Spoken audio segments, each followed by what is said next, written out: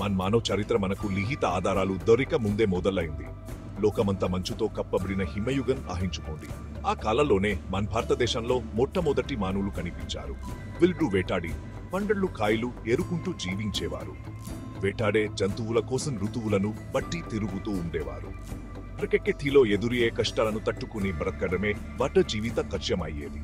చాలా తెలివిగా కొత్త పరిస్థితులకు అలవాటు పడేలా ఉండేవారు. వేటాడడానికి, ఆహారం సేకరించడానికి కొత్త పనిముట్లు తయారు చేసుకునేవారు. నిప్పును అదుపులో ఉంచుకోవడం నేర్చుకున్నారు. దానివల్ల వెచ్చదనం, వెలుతురు రక్షలాహించేది. వేల సంవత్సరాల పాటు వాళ్ళు మన భారత ఉపఖండం విస్తరించారు. వాళ్ళ ఉనికికి సంబంధించిన ఆనవాళ్లను వదిలేస్తూ ఏ ఆనవాళ్లను ఈ రోజు పురావస్తు శాస్త్రవేత్తలు వెలికి తీస్తున్నారు. కాలక్రమేణా హిమయుగం తగ్గుముంగం పట్టింది. భారతదేశ వాతావరణం మారిపోయింది. ఒకప్పుడు మంచుతో కప్పడిన ఉత్తర భారతదేశం వేడెక్కడం మొదలైంది. దక్షిణ భారతదేశం తన సమశీతోష్ణ వాతావరణంతో మరింత ఆకర్షణీయంగా మారింది. దీనివల్ల ఉత్తరం నుండి దక్షిణానికి క్రమంగా కానీ గణనీయంగా మానవులు వలస వెళ్లడం మొదలైంది. వారు నదుల మార్గాలను అనుసరించి కొత్త ప్రాంతాలను అన్వేషించారు. వారి జమాన్ మరియు సంప్రదాయాలను తమ వెంట తీసుకెళ్లారు. ఈ దక్షిణాది వలస ఒకేసారి జరిగిన సముద్రం కాదు, అనేక తరాలుగా కొనసాగిన ప్రక్రియ. వారు కదులుతున్నప్పుడు ఈ భారతీయులు విభిన్న వాతావరణాలను ఎదుర్కొన్నారు మరియు కొత్త సవాళ్లకు అనుగుణంగా మారారు. వారు తమ కొత్త పరిసర వనరులను ఉపయోగించుకోవడం నేర్చుకున్నారు. వారు తమ పనిముట్లు, నివాసాలు మరియు జీవన విధానాల్లో ప్రాంతీయ వైవిధ్యాలు అభివృద్ధికి చేశారు. ఇది భారత ఉపఖండంలో సాంస్కృతిక వైవిధ్యానికి నాంది పలికింది. ఆంధ్రప్రదేశ్లోని చరిత్ర పూర్వకాలాన్ని 3 విభిన్న యుగాలుగా వర్గీకరించారు. పాత రాతియుగం, మధ్య రాతియుగం మరియు కొత్త రాతియుగం.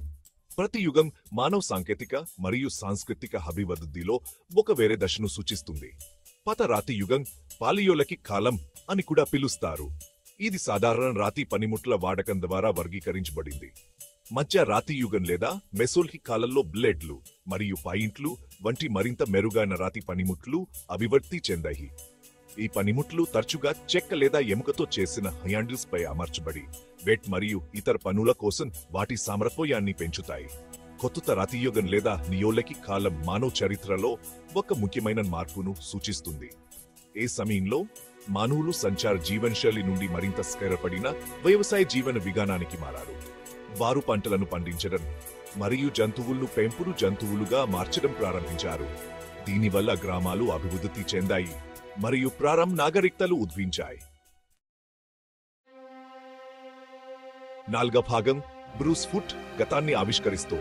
ఇన్బడికాసిటీలో బ్రూస్ ఫుట్ అనే భూగర్భ శాస్త్రవేత్త ఆంధ్రప్రదేశ్లో ఒక అద్భుతమైన ఆవిష్కరణ చేశాడు. అతను చరిత్ర పూర్వ మానవ కార్యకలాపాలకు ఆధారాలను వెలికి తీశాడు. వీటిలో రాతి పనిముట్లు మరియు ఇతర ఖండాలు ఉన్నాయి. భారతదేశంలో చరిత్ర పూర్వ మానవుల ఉనికిని స్థాపించడంలో ఫుట్ ఆవిష్కరణలు కీలక పాత్ర పోషించాయి మరియు ఈ ప్రాంతంలో పురావస్తు శాస్త్రం పట్ల అభిరుచిని రేకెత్తించాయి. భారతదేశం యొక్క ప్రాచీన గతాన్ని గురించి మరింత తెలుసుకోవడానికి భవిష్యత్ తరాల పురావస్తు శాస్త్రవేత్తలకు అతని పని పునాది వేసింది. ఫుట్ వారసత్వం అతని వ్యక్తిగత ఆవిష్కరణలకు మించి విస్తరించింది. అతను తన ఆవిష్కరణలను చాలా జాగ్రత్తగా నమోదు చేశాడు. ఆంధ్రప్రదేశ్లోని చరిత్ర పూర్వ ప్రదేశాల యొక్క విలువైన రికార్డును సృష్టించాడు. అతని పని ఈ ప్రాంతంలో పురావస్తు అన్వేషణల తరంగాన్ని ప్రేరేపించింది. దీనివల్ల అనేక ఇతర చరిత్ర పూర్వ ప్రదేశాలు గుర్తించబడ్డాయి. నేడు ఫుట్ భారతీయ చరిత్ర పూర్వీకతామహుడిగా పరిగణించబడ్డాడు. భారత ఉపఖండంలో మానవ మూలాల గురించి మన అవగాహనను రూపొందించడంలో అతని సహకారాలు కొనసాగుతున్నాయి. అధభాగం మనుగడకు సాధనాలు. ఆంధ్రప్రదేశ్లోని వివిధ జిల్లాల్లో చరిత్ర పూర్వ పనిముట్లు కనుగొనబడ్డాయి. ఇవి ప్రారంభ మానవునికి మరియు కార్యకలాపాలకు స్పష్టమైన ఆధారాలను అందిస్తున్నాయి. ఈ పనిముట్లు ఈ ప్రాచీన ప్రజల జీవితాలు మరియు అనుసరణ విలువైన అంతర్దృష్టులను అందిస్తాయి.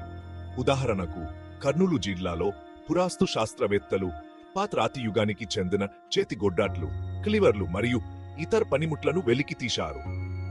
కువార్చెట్ మరియు స్థానికంగా లభించే ఇతర పదార్థాల నుండి తయారు చేయబడిన ఈ పనిముట్లు వేటాడటం, జంతువులను వేరు చేయడం మరియు ఇతర రోజువారీ పనులకు అవసరం.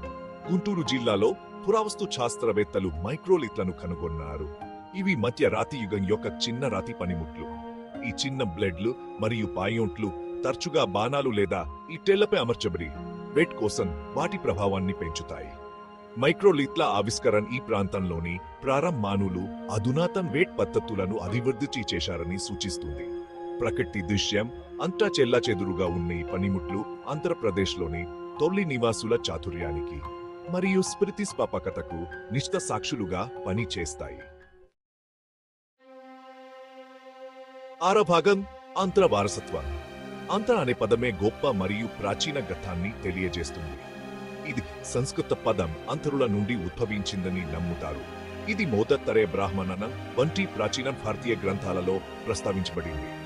క్రీపు 6వ శతాబ్దానికి చెందిన ఈ గ్రంథం ఆంధ్రులను దక్షిణాన వలస వెళ్లి రాజ్యాన్ని స్థాపించిన తెగలేద ప్రజలుగా వర్ణిస్తుంది.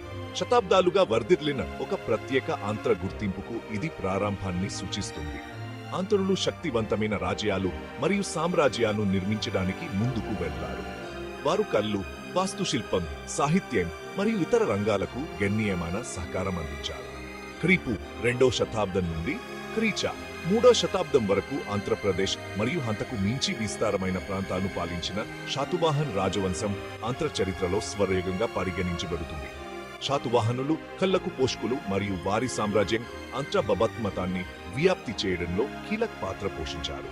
నేడు ఆంధ్రప్రదేశ్ అంతటా చెల్లాచెదురుగా ఉన్న అద్భుతమైన బౌద్ధ స్తూపాలు మరియు మఠాలలో వారి వారసత్వాన్ని ఇప్పటికీ చూడొచ్చు.